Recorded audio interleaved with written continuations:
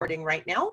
All right, and we are going to start our training on Zoom. We will be asking people towards the end to put in their email addresses so that all the email addresses show up in the same space in the chat. That makes it a lot easier for Loretta, who will be documenting your attendance for those of you who need hours.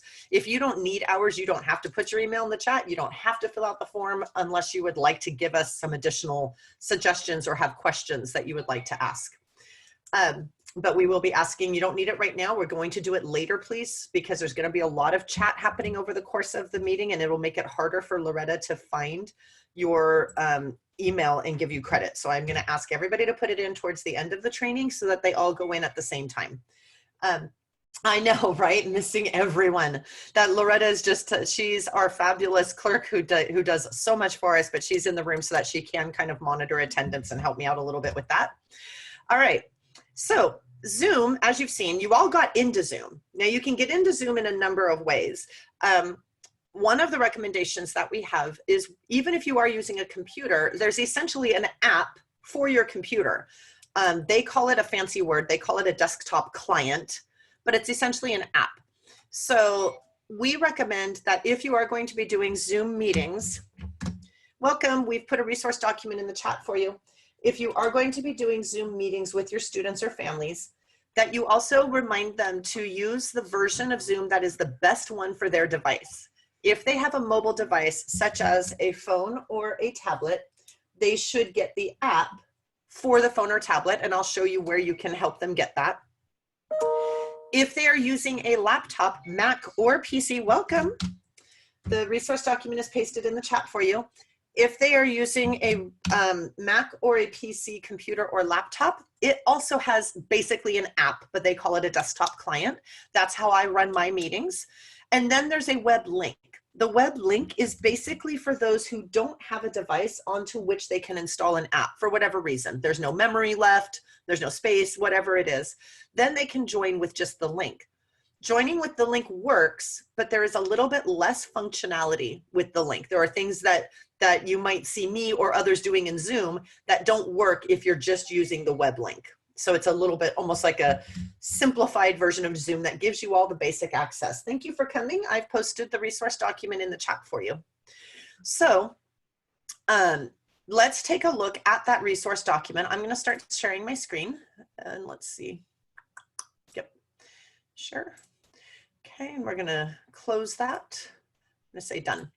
So this document has a few features to it. There's some general support resources. There are some recommended settings. We will be spending a lot of time on those today. And then there's a little bit of support for some special features and student support. So the first thing I want to show you is when you scroll down, there is a bulleted item that says download or install the correct version of Zoom for your device. You can share this link with your students as well. It takes them to a web page from Zoom that allows them to get the correct version of Zoom for their device.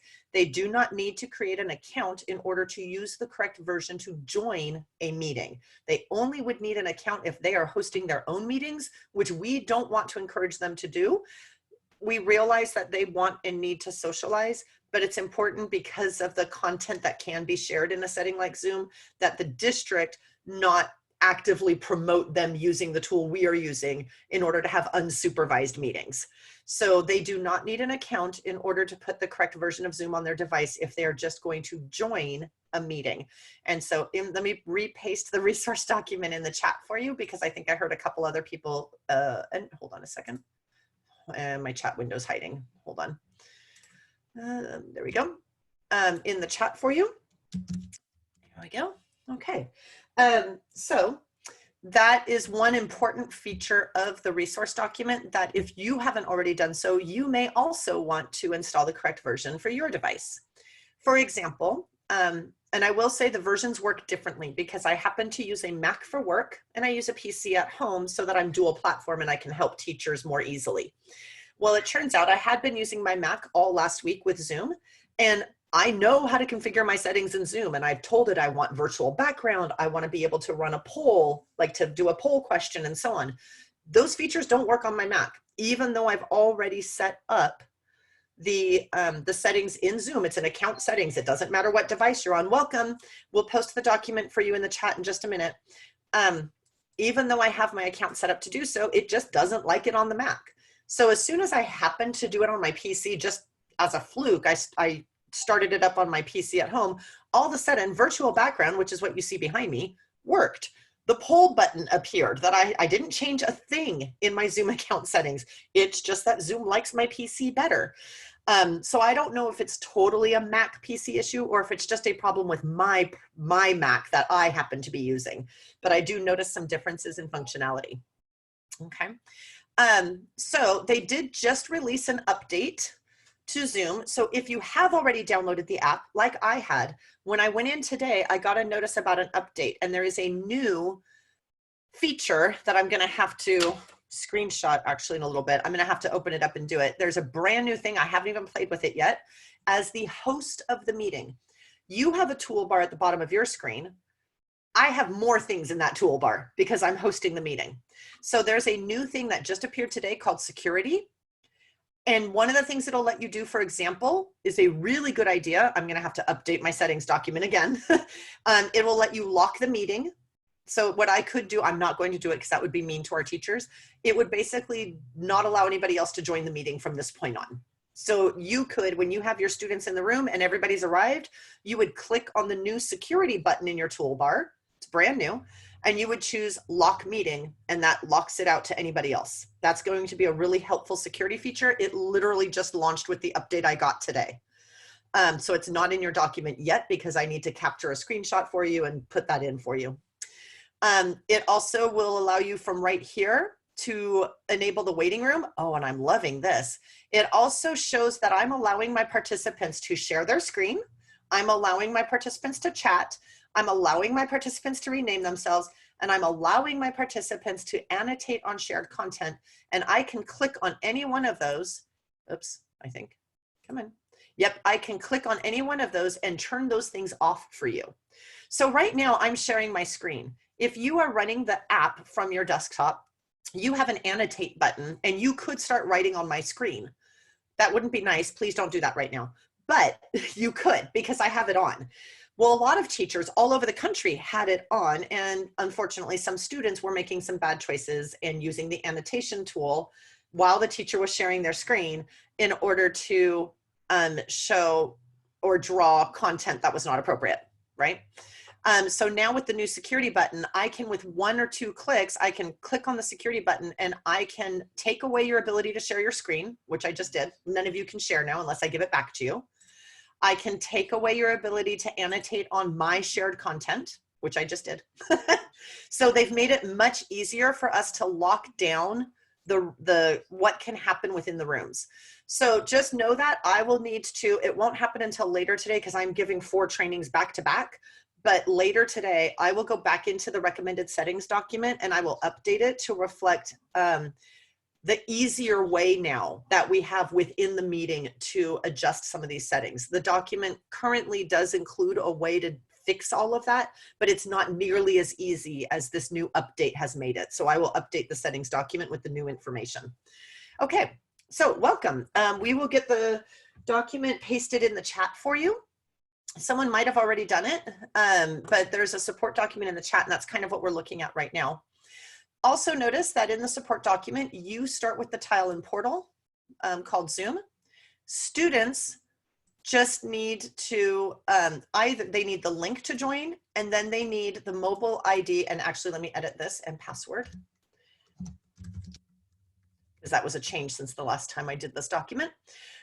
So they need the link to join, and then they need the meeting ID and password. The reason you need both is because some students are going to join with the link and others are going to join with the app. If they join with the app, they have to type in the meeting ID and they have to type in the password. If they join with the link, you'll see in the settings, or you'll see later, you can actually embed, you can create a special link that includes the password for one-click join. It doesn't say what the password is. It's just magically buried in there and you can't see by looking at the link what the password is. But if they're joining by the link, embed password for one-click join, click join. If you do that, it will allow those who are joining with the web link to just click that and it brings them in. But the students who are joining with The students who are joining with the mobile app, they need both the meeting ID and the password. And I'll show you today where you find those things and where you find the link. They need those things in order to join because the app doesn't use the link. It uses the meeting ID and password. Okay. So that's important information as well. The other thing that I've provided for you, there's a really nice little tutorial of how to host meetings in Zoom. It's not the newest version because of course Zoom has changed a couple of things, but just kind of reminding you how to start a new meeting and get it going. Ignore his settings. He's not a teacher. He has nothing to do with what we need to do in the background for the settings. This is really more about how to schedule a meeting and then how to start a meeting. So if you forget after we talk about it today, you can use that video. Zoom created a getting started video. I'll have to look to see if by chance they've updated it since all of this happened, but the video is a getting started video by Zoom. I do have this same training from yesterday already linked here in case my internet goes out, your internet goes out, something happens, you just need to review. The training is here. I might be replacing it with today's training. We'll see. I also gave you a link to how to, Alan, can you help your mom, please? I also gave you a link to how to play your computer audio. Hold on one second, please.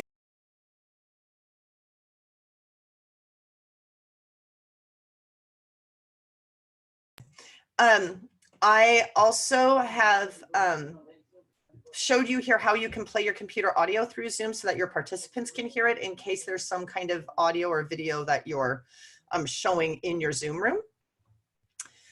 This recommended settings document is constantly updated. So anytime you click on it, what I'll start doing, you'll see that it'll say when the last update was and why, so that you can know what part of the document you need to look at again if something changed.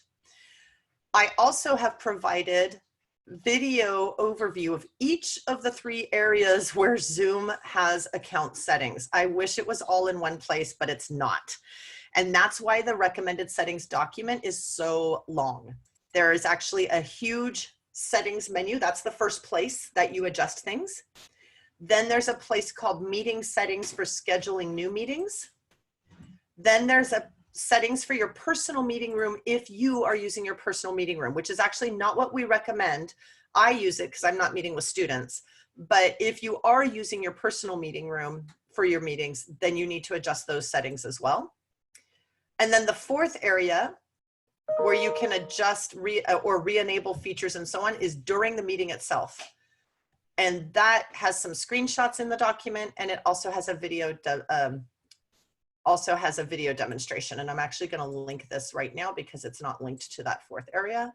So, oh, that's because it's the other thing. Okay, so that's in the support document. There's a 4th section of things you have to do once the meeting started. A little bit like how when we started this meeting today, I needed to go into that security button and say, no annotating on my screen, on my shared screen, and no, you aren't able to share your screens unless I give you permission to do so. So there are some settings that for some reason in Zoom, they don't carry over once a meeting has started. So you set a couple things up in default, but there's a couple of things you still need to tweak when your meeting starts in order to really ensure that you've done everything possible to ensure the safety and the productivity of what happens in your rooms, and to ensure just that the students are able to do things when they need to do it so that you can monitor and supervise and help, as opposed to just being able to have access to all the tools all the time. And that's a lot harder for you as the teacher to kind of get a handle on. We are coming, this is coming soon. You can use a document camera. Some document cameras are plug and play. You plug it into your computer and you go down, you all have a video button in your lower left corner. When you want to share your screen, instead of showing your webcam like it is right now, if you plug in a document camera for some brands, if you plug in a document camera, it will actually allow you to choose that as the camera instead of your webcam. And that's it. That's all you have to do. You're sharing your document camera. It's good to go. Sadly, Elmo is not one of those brands. So coming soon, I will have some support for you for Elmo. I found some online help for it. I'm asking a teacher to try it out and let me know if it worked. And if it works, I will add it to this document because I don't have an Elmo, so I need someone to test it for me. But if you have like someone had an Aver brand and that one, it just showed up as like, I have, for example, a built-in web camera on this computer. It's horrible. It's way down low on the screen where the keyboard is. So I actually also have a detached webcam that I plug in. So it lets me choose when I click the little arrow next to my camera, would I like to use the built-in webcam or would I like to use my external webcam? Well, for the Aver brand of document camera, it will also, once you plug it in, it'll say, oh, did you want this to be your camera? And then you can write or draw or do whatever for your students. If you don't have a document camera, you can MacGyver something or rig it by using a smartphone, anything with a camera, so that you can use your phone as a document camera. That's probably not the ideal solution, but it is something that you can do. All right, we're gonna play with the Zoom interface a little bit. Let me just quickly check in the chat. We're gonna play with the Zoom interface for a little bit here as participants, so I can show you a couple things your students can do very safely. Yep, let's put the link in the chat in the thing again. Okay, there's the link to the support document. Oh, thank you. Someone else just did it too. Okay, so one of the things you're going to look at right now, I'm going to ask you to click on your participants button if you're on a computer. If you're on a mobile device, this will be located. This will be one of the things you can access, I believe, by clicking more or the 3 dots in the upper corner of your phone or tablet. Underneath the list of participants, which you will notice is always visible. You cannot hide the participant list, unfortunately. If for some reason you wanted to or needed to hide the participant list, you can't. But underneath the list of participants, you have a series of buttons. Yes, no, go slower, go faster. You might have one with 3 dots that says more, and there's a thumbs up, thumbs down, applause, a coffee cup, which means please give us a break, and then a little clock that says I've stepped away from my computer. These buttons are ones that you can use in order to have your students respond to some quick questions or give you some quick input. For example, if you have found those interaction buttons, go find any one of them now that you would like and click on it, please.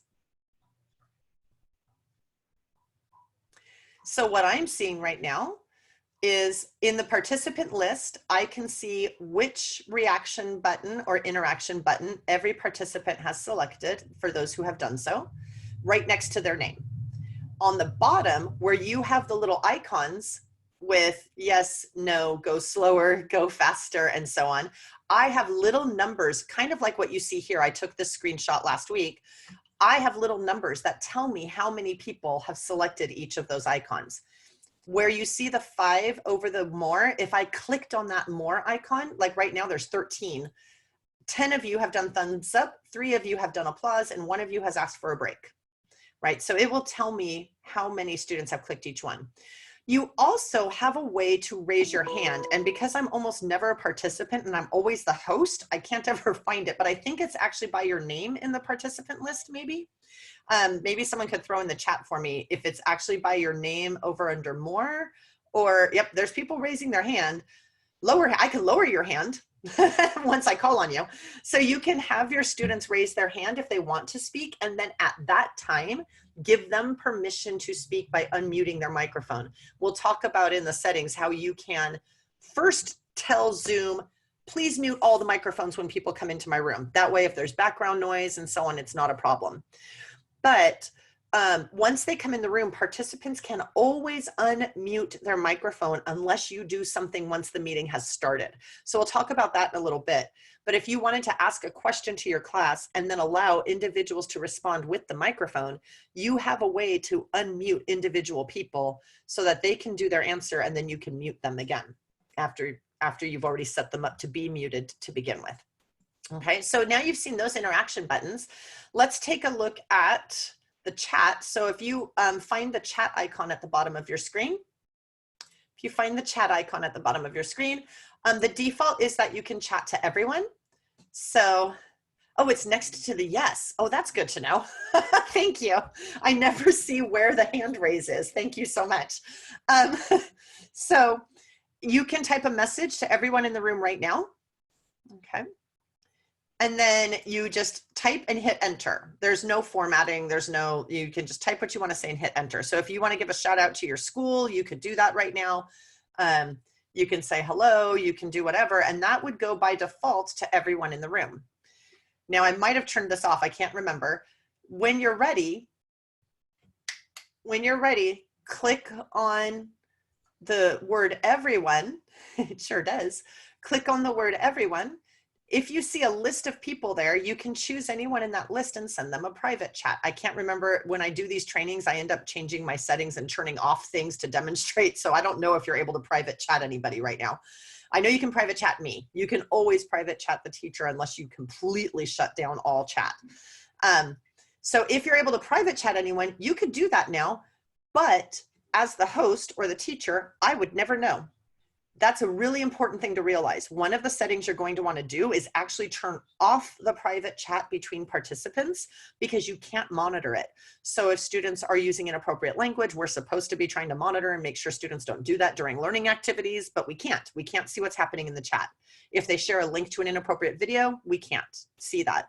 If they've already been engaging in cyberbullying and one of their targets is in the class and they can just keep doing it through the private chat, you'll never know. However, you might be surprised to realize that we also recommend you turn off the chat to everyone, because although you'll see it, there's nothing you can do about it. You can't delete any chats that appear. So if a student chooses to put inappropriate language or a link to an inappropriate video, nobody can unsee that, and there's no way to take it away. So we recommend that you only have students able to chat with the host only. And I'm going to set that up right now within the meeting.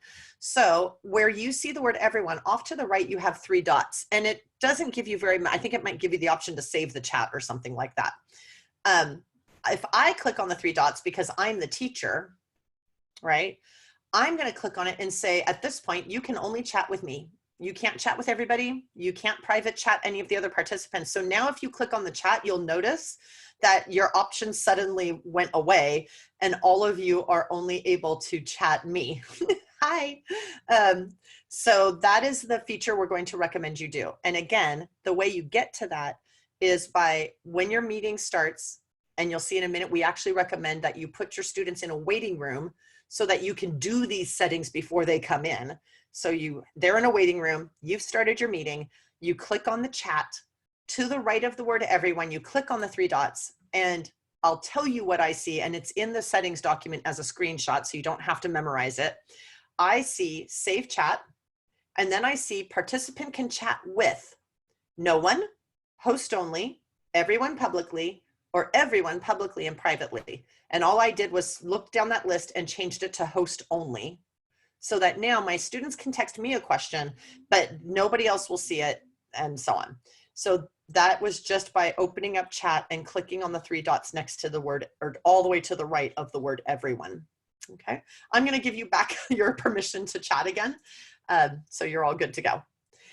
Okay, another thing that you can do, some of you, and this is where I don't know why it doesn't work on my Mac, and some of your students may like this as well, if the feature works on the device they're using. It's just not 100%, it doesn't work 100% of the time. Some people don't want students to see their household. They don't want students to see their living space. And some students don't want to share their living space with everybody else if you're going to let them have the webcam on, which we'll talk about in a little bit. So go down where you have your little video camera icon, and there should be an arrow to the right of the video camera icon. If you've enabled this in your settings, and if it works on your device, both have to be true, because I've enabled it in my settings and it doesn't work on my Mac. You will have an option called choose virtual background. If it's working, you'll be able to choose different backgrounds. They have a small list. And again, it doesn't work for everybody. I know it doesn't work on my Mac. So you'll be able to choose a virtual background, and it will hide your living space and have that other background. like I said, it's an option. It's an option for students as well. Those of you who have the ability to drape a green screen behind you, which is just a green sheet or a green blanket or green butcher paper, you can also do fancier backgrounds because you can use the green screening thing that movie makers use to put any image up there and put yourself anywhere you'd like. But in any case, that is done by clicking on the little arrow to the right of your video camera, and then you'll have a thing that says choose virtual background if it was already set up in your main settings in your account, which we'll be looking at, and if it works on the device you're using. So both of those have to be true. Okay. Other things that I can do as the teacher is I have enabled in my account settings a poll feature. So I'm going to launch polling right now. And let's see, we have one poll. I'm going to launch polling. Welcome. We'll put the resource document for you in the chat. So you are now viewing a question and you can choose to answer, or there's two questions because I created two questions in advance, and you can now answer the questions. Okay. Now, this is another feature, doesn't work on my Mac. I have no idea why. I did not change my settings. My settings, I'm sorry, my settings in the Zoom account say that I've allowed polls. And there's a way in my personal meeting room and your scheduled meeting rooms where you can create the poll questions in advance so your students don't have to wait for you to type them in, which is what I did. But when I use my Mac, the polls don't appear and I can't get them they're not anywhere. I can't launch them. So in any case, now you can see if you wanted to, this would be another way that you could interact with your learners, but you'll have to test it on the device you're using.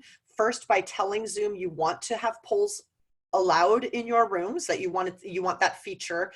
The other thing I don't know for sure, and that is a difference that you do also need to know, is that over a year ago, I bought for my team a pro license to Zoom because we've been using it for trainings for the district for a little while now. So I actually have some different features than you do. For example, I have something called cloud recording so that it doesn't have to put these recordings of these sessions on my hard drive and then I have to figure out how to get them somewhere online. It's already online.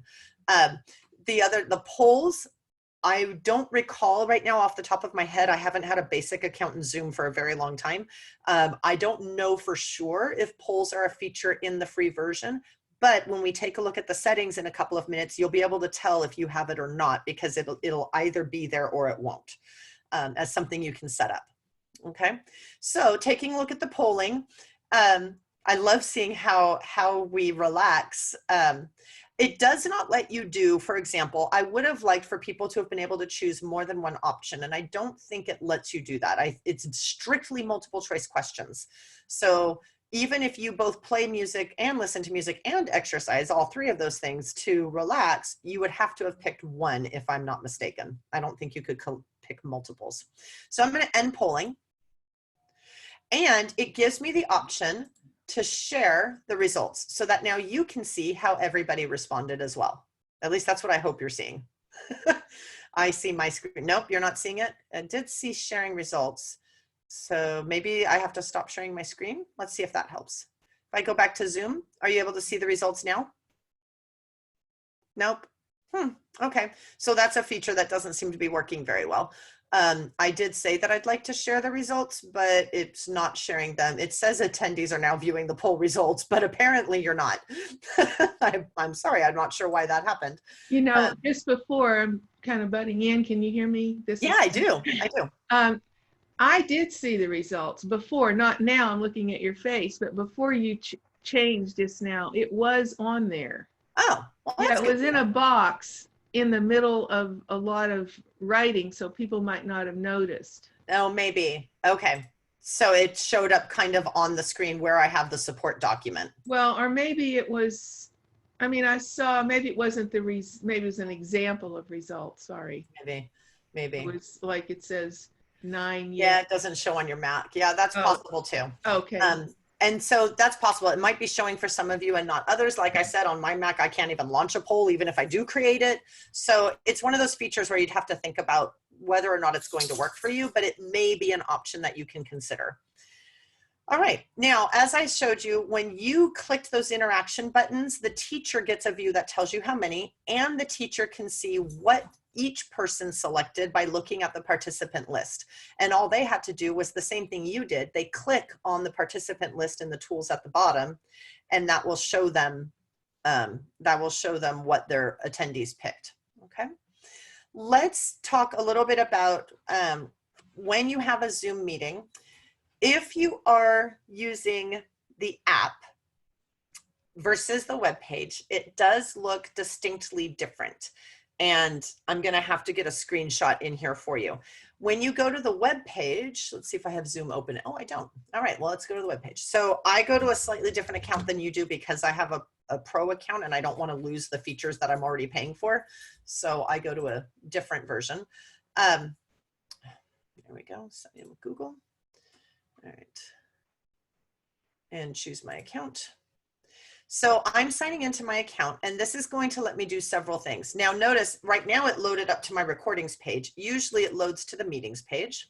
I'm going to close down my video right here. At the top right corner, I can launch a meeting right from my account page. That's not quite the same as launching it from the app, so some of the functionality may vary, although if you have installed the app on your device, it will usually ask if you meant, did you want to open the Zoom app? So you can launch a meeting right here from your account. You can also join a meeting like you did today. If you're attending PD, you can join a meeting. Hi, someone will post the resource document for you in the chat. You can join a meeting from your account as well. And you can get to the schedule a meeting feature from here. You can do all of those things by clicking on the little icon for your app in your desktop if you're using that. So you won't be able to see mine. It's way at the bottom of the screen and it's already open. But when you click on it, this almost worked. It grayed out some things because I'm running a meeting right now. Okay, I don't know if you can see my screen because I'm not sure it's going to let you see this.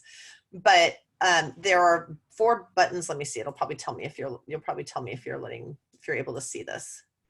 How do you choose the screen as a background with Zoom? Okay, hold on. I already answered that question, so I'll answer it again in a little bit. All right. So if you, when you open up your Zoom account from your desktop app, it doesn't look like this account web page that I was on. These buttons will be in full color, but they're grayed out right now because I am currently in a meeting and I'm currently sharing my screen. So I can't see those buttons at all. Nope. Okay. Then I'll have to do a screenshot later. But essentially you can open from the app to start a meeting. You can join a meeting. You can go to your meetings page and schedule a meeting. You can do all of that from the app, just like you can from the website. What you can't do from the app is configure your overall settings. And that's what we need to do today. So usually when you open up the web page, you'll do it from the tile in portal and sign in, and it will bring you to something like this. And it will usually open up on the meetings tab on the left. The meetings tab on the left opens up also on this first section called upcoming meetings. If you have any upcoming meetings, they will be listed here for you. If you have never scheduled a meeting before in Zoom, this page will be blank and all you will have is the button to schedule a meeting. We're going to ignore previous meetings because those don't really matter for what I'm doing right now. But you also have what's called your personal meeting room. And in both cases, both your scheduled meetings and your personal meeting room, there are settings to configure. Hold on, I'm trying to keep an eye on the chat, but is the name Zoom client? Yes, Zoom client for meetings is exactly the app. In the support document, I've linked you to the page where it has where you can choose what you would like to download based on the device that you have. Okay, so these 2 places both have settings. You don't see the settings here until you click on the meeting that you scheduled. And it looks like you can't edit them, but you can. And we'll come back to both of those in a minute, because the first place I want teachers to go is actually to the much more comprehensive settings page. This page has the kind of master list of settings, and there are things that you do click here that don't show up again on the separate meeting settings pages. Hold on. Lanius, come here. Manius. Come on. Okay, shh. Then email him back and tell him so. All right. All right, so sorry, I'm trying, my dog is looking out the window and barking at people. So, all right. So when you get to the settings page, you don't have to memorize all of this because in your document, in the resource document, you have a link to the recommended settings document. This document takes you through all three of those sections, the long settings page, and then the shorter sections for both upcoming meetings and for your personal meeting room. And then it also takes you through what to do once your meeting has started, which again, I will have to update today because Zoom just released an update that I recommend you all install when you get the notification. And it will actually make the in-meeting settings even easier. So this document, you do not have to memorize all of this because what you have is a color-coded on-off list for each section and a video overview for each section. So that's the main settings is what we're going to start with first. You'll see that it is by far the longest. Okay. Then it goes down to, because it has all the things, then it goes down to the meetings settings for the meetings that you schedule, which is what we recommend you do. And it has an on-off list, and all of a sudden you'll realize that's a lot shorter. It's done. And then there's meeting settings for your personal meeting room, and it has an on-off list, and it is also very short.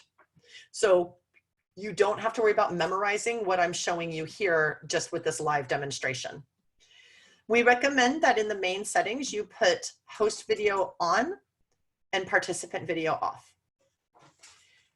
Okay, this is important because as it turns out, for example, there has been a case of a middle school student who had her video on that she was attending in her bra. We also had students who were vaping while they were on their webcam. So we do need to turn off their video, and we can selectively allow individual students to have their video on in order to do an activity, for example. I do know that there may be some exceptions to this based on what you teach, but just as a rule, or also the age range that you teach, our recommendation is that you start with the host video on, participant video off, and that you go into the meeting settings and further lock down the participant video so they can't turn it back on until you give them permission to do so. Normally, we would actually recommend both telephone and computer audio, but the problem is Zoom is so overwhelmed with the incredible increase in the number of users. They don't have any telephone numbers left for people to call in and join just by audio. So we now just recommend computer audio. Join before host should always be off, and the complementary setting that you'll see in a minute is to enable the waiting room, and that should always be on. What this does is it means that your students won't be able to be in your room unsupervised before you get there. So join before host should be off. Using the personal meeting ID when scheduling a meeting, this is if you're going to use your personal meeting room, and it should be off for when you schedule a meeting. And the reason why is that your personal meeting room has kind of a permanent link that doesn't change. So if I just click start, I'm able to share with you this link to get into my meetings, and you will always be able to get in every time because I am meeting with teachers and I want to keep it easy, and I want to make sure you can always get into my room. Likewise, my meeting ID, which is actually included in the link, my meeting ID does not change. This is my personal meeting room. This is my meeting ID, unless I physically go in and edit it and change it. Well, because of that, that does actually make it easier for outsiders to find their way into your room, right? Because I'm using a permanent link and I'm using a permanent meeting ID. That's how I just do instant start. I go to Zoom, I click start, you all came in, we were good to go, right? But if you choose to schedule a meeting with your personal meeting room, as opposed to just clicking start, in that case, we recommend back in the settings document, back in the settings page, if you are using your personal meeting room, we recommend that you turn off using that personal meeting ID because that's that permanent ID. And we want to make it harder for people to find your rooms and get in. So turn that off, because then it will randomly generate a new meeting ID for each meeting you schedule in your personal meeting room.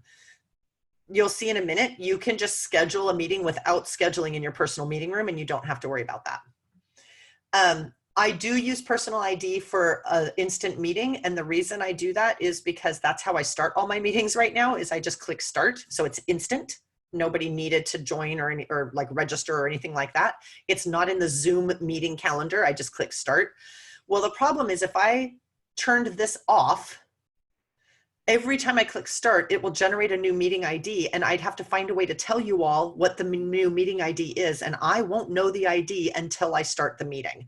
So that isn't going to work for this training scenario that I'm in right now.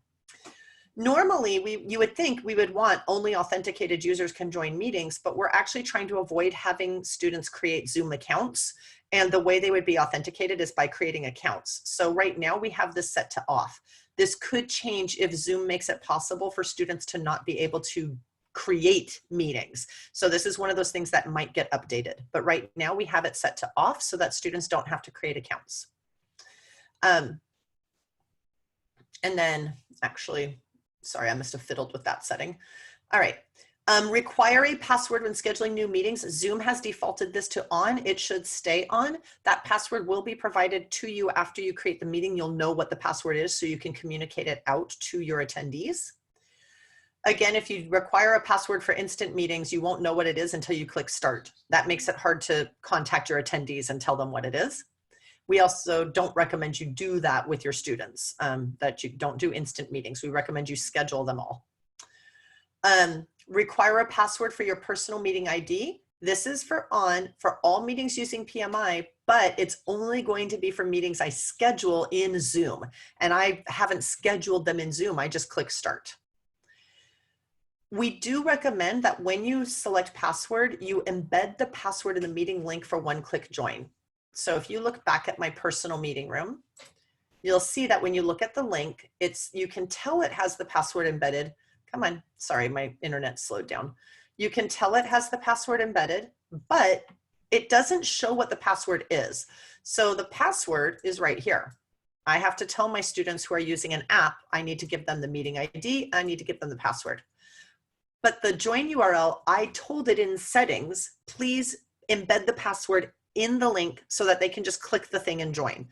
And you can see it says password equals, and that definitely does not match the password that you see above. So it's not like it's giving away your password in the link. It just has a little bit of programming in there that allows someone who's using the link to click the link and join, and it authenticates them as having the password as well. So I do highly recommend that you configure that setting to embed the password into the link. I do recommend you mute participants upon entry. That just helps cut down on background noise. But remember that once your meeting starts, you'll have to click the security button. Actually, no, you'll have to click on the participant button. And when you click on manage participants, it will allow me to mute all of you. And it will allow me to uncheck the button that allows participants to unmute themselves. This is how you, while your kids are in the waiting room, how you make sure you give them permission to use their microphone when you want them to have it. And again, this may be something that based on the age that you're teaching or the specifics of the class that you're teaching, maybe isn't needed for you, but we do generally speaking recommend that mute participants upon entry is very helpful, especially in the event of background noise. We highly recommend that your settings for chat be different from my settings for chat. I'm working with adults. You are working with minors. So we actually recommend that you can leave this on, but turn off private chat. The auto-saving chat is just for you. Turn this off. And then once your meeting starts, this is where we talked about at the beginning of our session that when we click on the chat icon as the teacher in the meeting, and to the right of the word everyone, there were those 3 dots where you could save the chat. As the teacher, you'll have the ability to designate that they can only chat with you. You have to do that after the meeting starts though.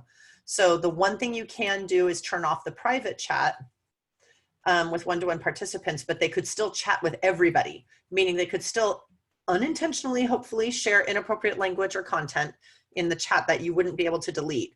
So it'll be important once your meeting starts to go into chat and all the way to the right of the chat box, to the right of the word everyone, click the 3 dots and choose host only. The rest of these don't matter as much for the security purposes. Do notice if you have polling as an option, it will be here in your main settings page. You should, as the teacher for your students, you should actually have this set to host only can share by default. But if you forget, the new security button actually will give you one-click access to determining who can share during your meetings. So it's helpful if you set it up in your settings, but you do have a backup plan now that Zoom has released the update. Okay. Annotation and whiteboard should also be off, but you do have annotation in the new security button. Whiteboard is not in the new security button. Okay. You should turn this off unless you're going to be doing breakout rooms, and you should only be doing breakout rooms if you are going to be able to have an adult in each breakout room to monitor what's happening.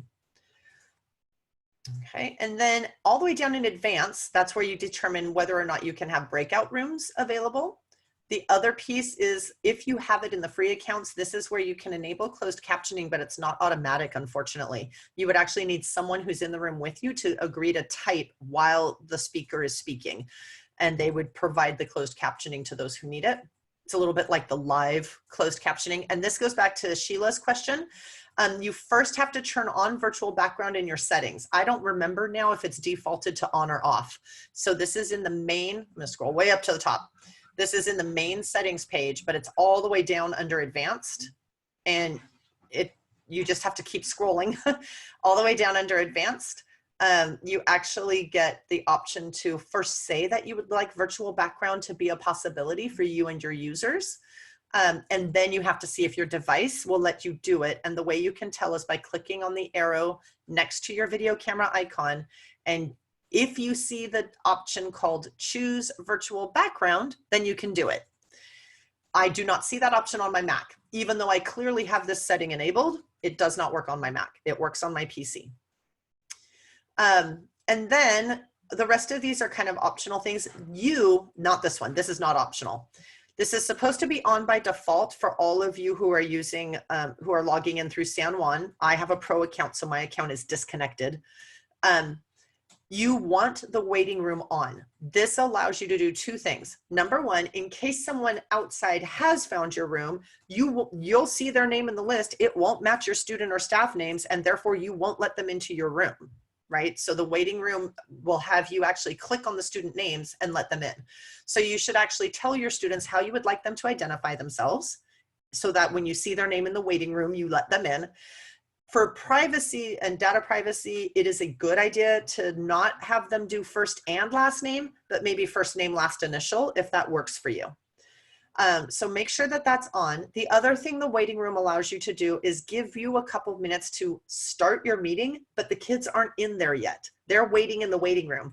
That way you can click on that security button and change those settings, and you can click on the chat button and change that setting, and you can click on the participants button and keep them permanently muted without being able to unmute themselves unless you give them permission to unmute themselves. So those kinds of settings are best done before the students come into your actual meeting space.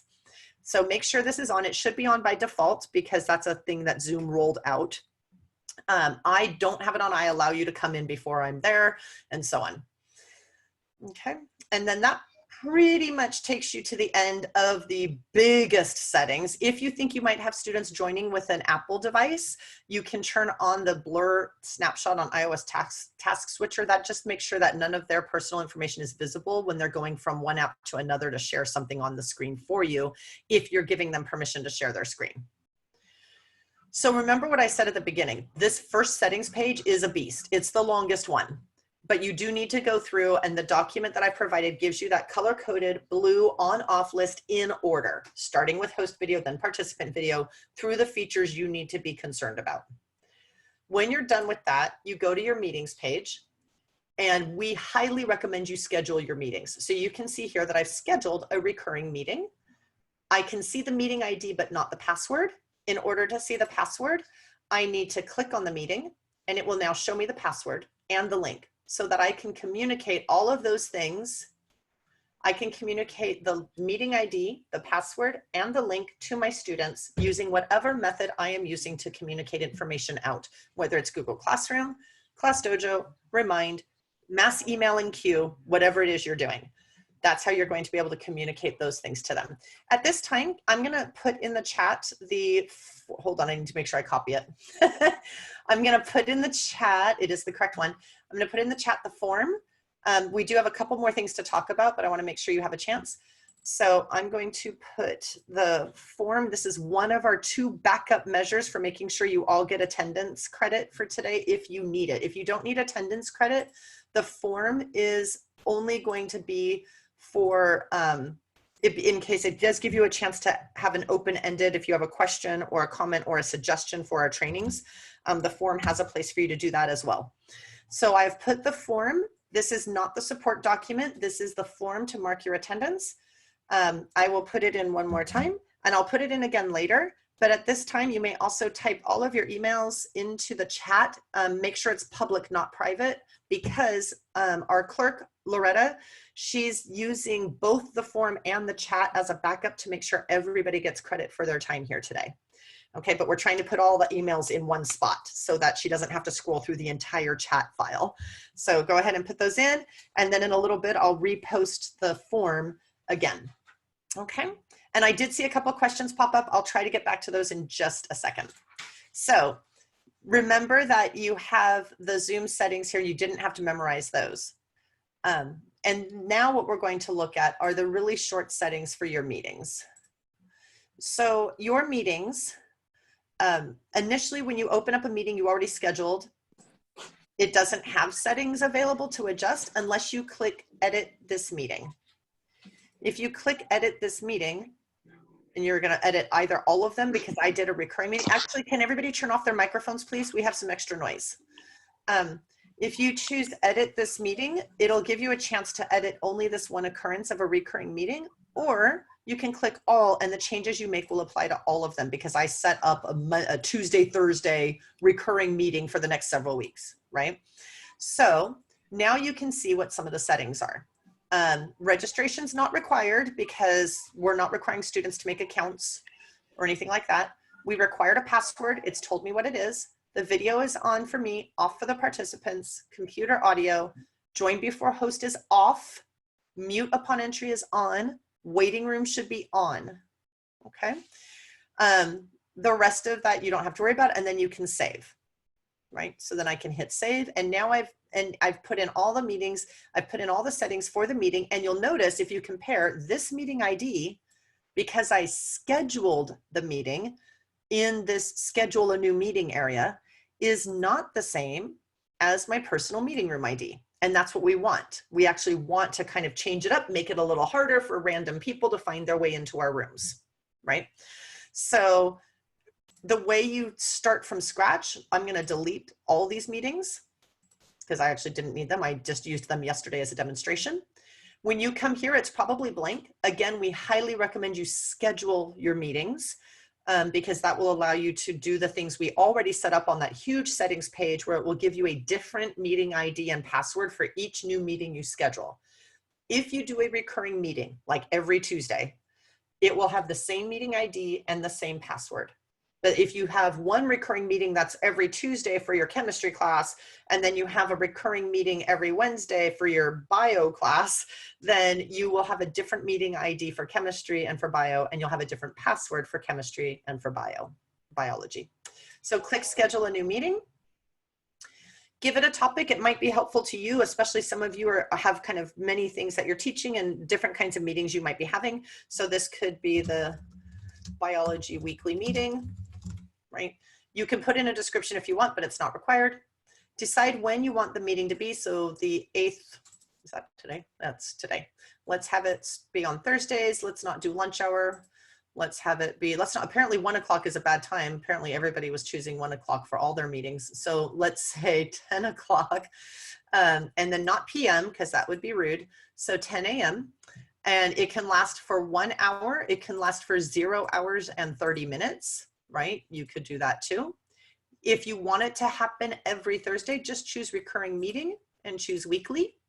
If you want it to be every Monday and Thursday, you can click both right now. Do not require registration, require a password, host on, video, participant off, computer audio, no joining before host, enable the waiting room, and hit save. Now you will have to communicate out to your participants, your students. If you hit copy this invitation, I think it shows up, yeah, it shows up all in one place, which is nice. You can just copy all this and paste it into Google Classroom, Class Dojo, Remind, or into a mass email from Q. And it includes the link with the password because we told it in the main settings to please embed the password. And it includes the new meeting ID and the new password for those joining with either the desktop client, which is the fancy name for the app on your PC or your Mac, or if they're joining on a mobile device. And in that case as well, they should definitely use the app. Anything that has an app for mobile, you should always use. For example, going to Google Classroom. Going to it on the web will be a disaster. There's no functionality, it'll crash. But if you download the Google Classroom app, it works beautifully. Okay, so taking a look at that, we've looked through those areas of our settings and you have access to a support document to help you. And then we've talked about how, and in the settings document, which I will be updating again, just because they just released some new things today. But in the settings document, you have a fourth section of how to adjust the settings when your meeting starts. So we talked about the chat. You click on chat, it says everyone, there's 3 dots. When you click on the 3 dots, you choose host only, and then they will only be able to chat with you. That is still true. The new release in Zoom did not change that. You still have to go over to chat and fix it there. The other one that is still true, well, the screen sharing is now easier. The screen sharing will now happen with the security button. So you'll tap the security button in order to lock down the screen sharing to you only. But this is the other way that you were able to do it before, and that would probably still work, but you now have the security button. This is another feature in order to mute all of your students. And I want to see if I can find it here. Here we go. If you currently have a button that says participants, but when you're the teacher, it says manage participants. If you click that, it brings up the participant list on the right along with those interaction icons. Underneath those, you see mute all, unmute all, and more.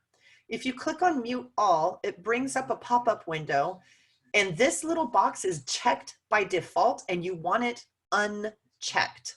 The check by default is that they are allowed to unmute themselves. You want to take away that, so click it again to uncheck it and then save, hit yes. That way you can have students raise their hand to speak and you can click on their little microphone icon. I'll show you nope, it's further down. You can click on the little microphone icon in the participant list to send them a thing that says, hey, I'd like you to talk. Go ahead and unmute your microphone now. So that is one area of those settings have to be done after your meeting starts while your kids are in the waiting room. I'm going to put the link again to the form in the chat. Okay. All right. And yes, it does keep the password and ID the same. So less security, but easier to deal with. So the other option you have for higher security would actually be to not set it up as a recurring meeting. Let's say you have a weekly meeting, you schedule each week individually, and you would have to, each week you would tell your classes, look for an email or a message in Google Classroom every, whatever it would be, Friday afternoon or whatever, to let you know the new meeting link and password for next week. That is more work intensive on your part, but it's also more secure. All right, everybody, we are at 11:30. So one of the things that I hope you're more comfortable with, I know that there's 2 different documents. One is a support document just for using Zoom in general, kind of getting it downloaded, getting started. All of you have found your way into the Zoom meeting, but you notice that, for example, if you want, I don't have very long because I have another meeting scheduled soon, another training, but if you would like to practice sharing your screen, if you've never had a chance to do that before, I can stop sharing and I can take volunteers who would like to practice sharing their screen, just so you can try that here now before you do it with students. And then a question about the Zoom tile. Absolutely, go ahead and turn on your microphone. And if you haven't done so, make sure you put the email in the chat and make sure you fill out the form, because we're doing a double double accounting so that we make sure we get all of you. Hey, Yes, I already have a Zoom account, but I went to the portal tile and it sent me back a email that said that I need to switch over. May I ask, was your Zoom account free? Yes. Okay, then yes, you need to switch. Oh, okay. Yeah. Okay. I needed to not switch because I've paid for more features, and what you're switching to is still a free account, but it allows our technology services to manage some of the settings for you. And it also just makes sure that you do get the credit that all teachers are getting right now for an unlimited time for your meetings. So yeah, go ahead and switch. The only reason you would not switch is if you have a pro account. Oh, don't do it privately. Wait, make sure. So, well, that might still work. I don't know where the form is. Let me post it again. So the form is actually in the chat. It's a link. Let me make sure it's the same link though, because sometimes I copy different things and put it in the chat. So, Carolyn, the form is in the chat. Just open up the chat and click on the link that I just posted. And when you click on it, it should open up the form right away. Let's see how it's going. We probably have a lot of responses. Yeah, we have 31 responses so far. Okay. All right. So thank you. The form is in the chat, so make sure you're just looking at the full chat. I am going to pause the recording here. One last important thing to remember is to end the meeting when you are done. So when you're a participant, you see leave meeting in the lower right corner. But when you're the host or the teacher, you see end meeting. It's really important to click that and then choose end meeting for all. That is going to ensure that your students are not still remaining in the Zoom meeting space unsupervised after you have left. If you just close your Zoom window, the room is still running and they are left. It's like leaving them in your classroom with the door locked unsupervised. So make sure you click end meeting and then choose end meeting for all. Okay. We're going to do that right now. So if you have any last questions, now is the time to ask.